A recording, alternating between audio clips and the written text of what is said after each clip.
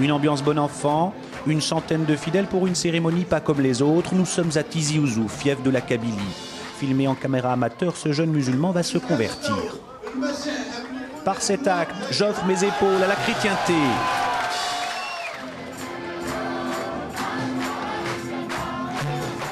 Sous les you-you d'encouragement, le baptême, censé introduire le fidèle de plein pied dans la foi chrétienne. Le voilà chrétien. Nous sommes un vendredi, jour de prière musulmane, mais ceux-là ont fait un tout autre choix.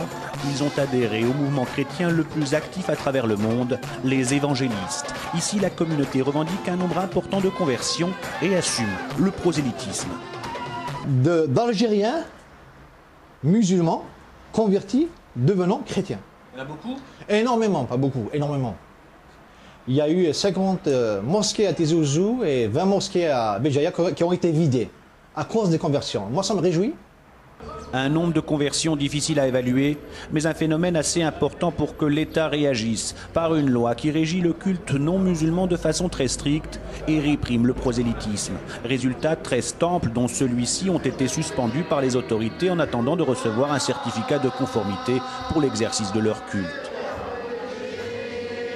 Plus de 200 personnes ce jour-là réunies pour l'office. Les cantiques sont psalmodiés avec ferveur, en français ou en amazigh, la langue berbère.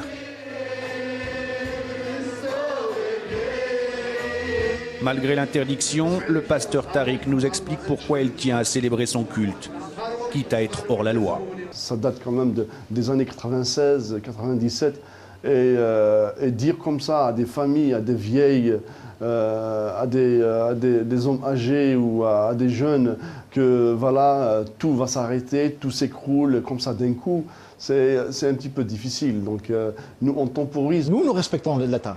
La Bible nous dit « soumettez-vous aux autorités ». C'est ce que nous faisons. C'est pourquoi nous courons sans cesse derrière les bureaux, nous demandons « aidez-nous, facilitez-nous la tâche afin que nous puissions régulariser notre situation ». Nous ne voulons pas vivre en noir. Des gens nous connaissent, ils nous voient. Les policiers sont là, ils ont nos noms, nos numéros de téléphone, et ils viennent. Alors pourquoi cette pourchasse? Sale temps pour les évangélistes qui rappellent que 32 petites communautés chrétiennes ne peuvent faire trembler 32 000 mosquées. Mais pour les courants les plus radicaux de l'islam, celui qui renie sa religion est passible de la peine de mort.